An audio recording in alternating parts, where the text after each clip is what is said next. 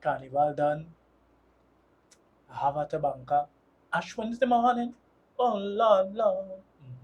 A pretty girl, look in your eyes. Sing along, talk. Do no inspection. The flu hitting everybody, but the blog vlogs must continue. Welcome back to another episode of my blog vlog. My name is Mustafa, otherwise known to my readers as I'll Muse You. And we're almost at the end of Black History Month. We also just on the heels of Carnival. We're done. I'm missing it. I didn't feel it until like the last week. But oh boy, that last week was peace and presence. Um, yeah, it was good. It was good. It was good. It was good.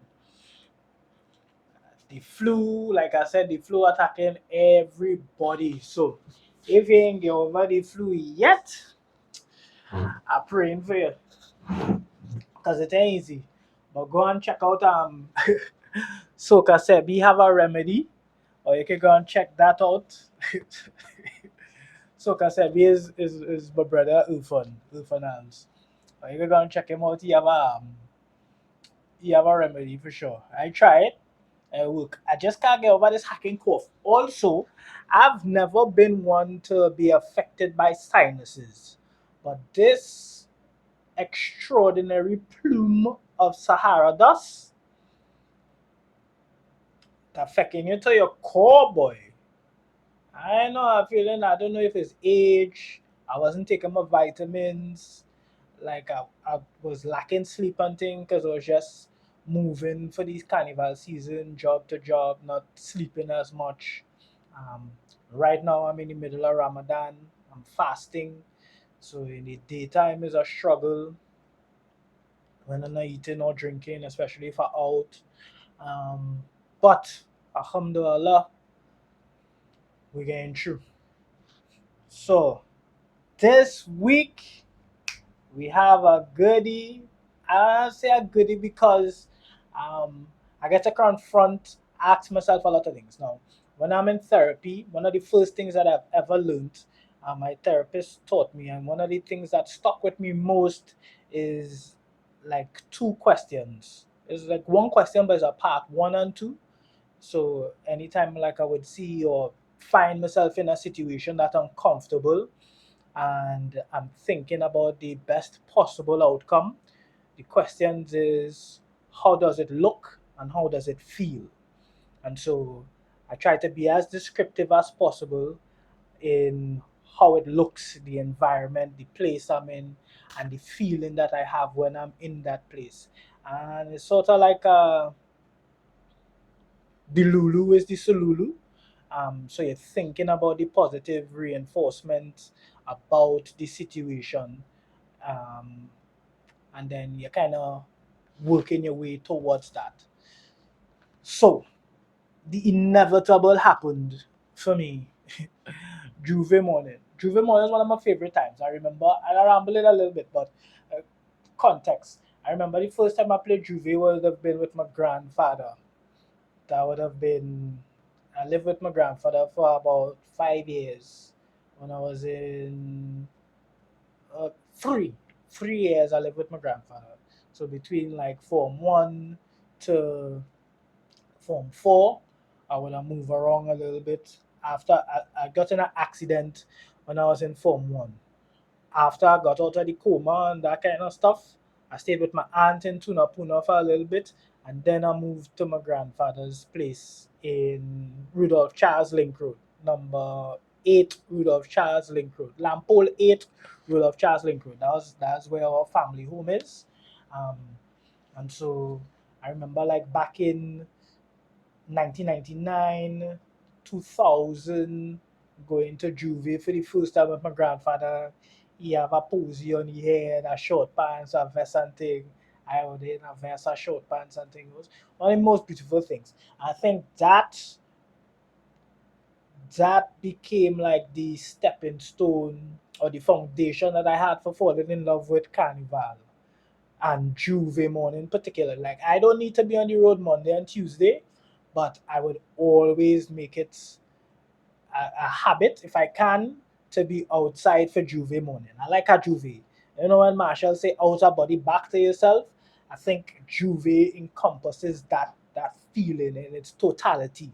You understand? Because you seen everybody mask, mud, paint is different. Everybody outer body.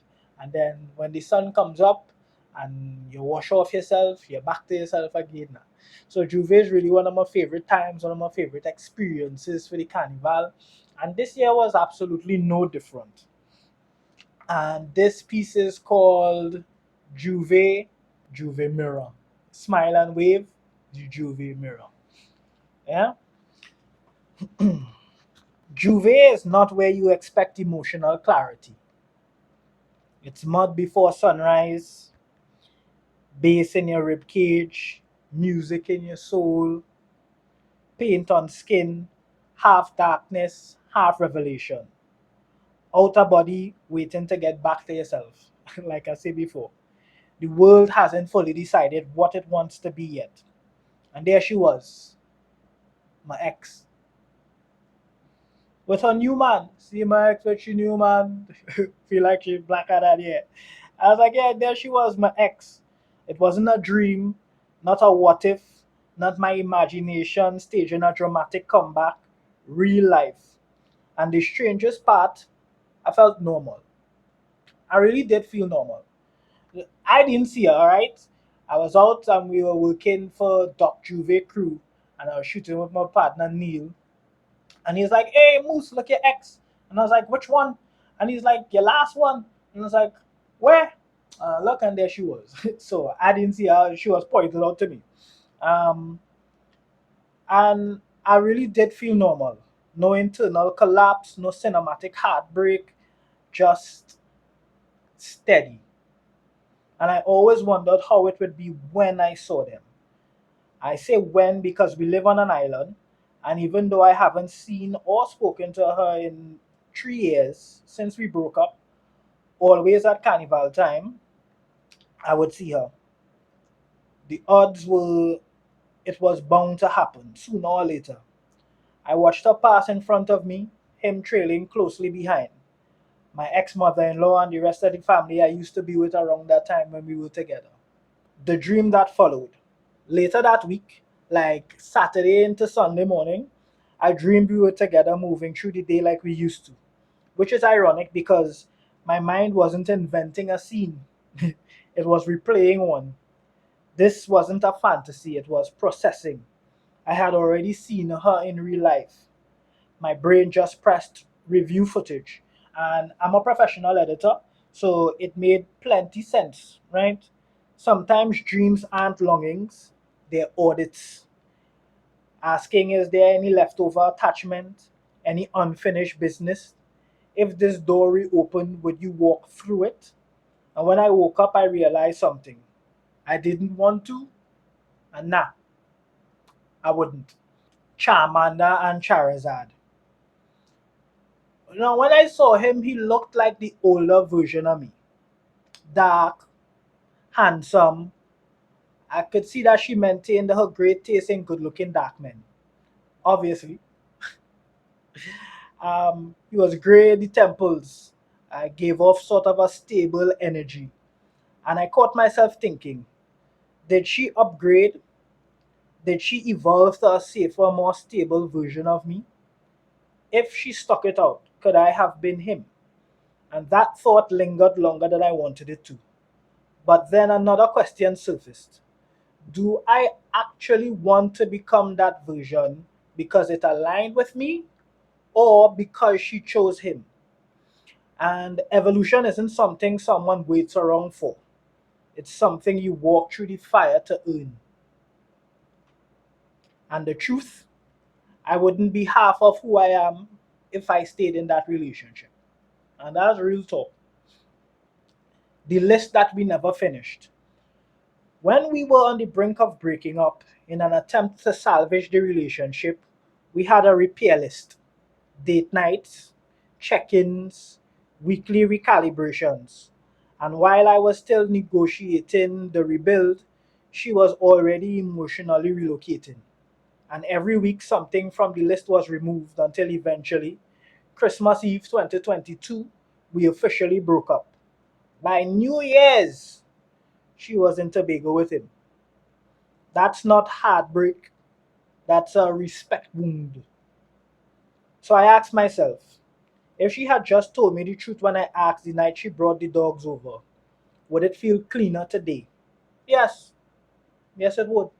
But you don't get everything that you asked for. And she didn't know me nothing, I didn't know she nothing. Because clarity hurts less than quiet transition. The profile check. After Juve, like a normal human feeling or a normal human emotion, I give myself grace for this. I checked her Instagram, then her YouTube. When we were together, she wanted to be an influencer. I was editing some of her videos, helping set up her cameras, angle shots, that kind of thing, building, being told it wasn't enough. 3 years later, nothing new was posted. And what did I feel? Was it sadness, vindication, indifferent, relieved?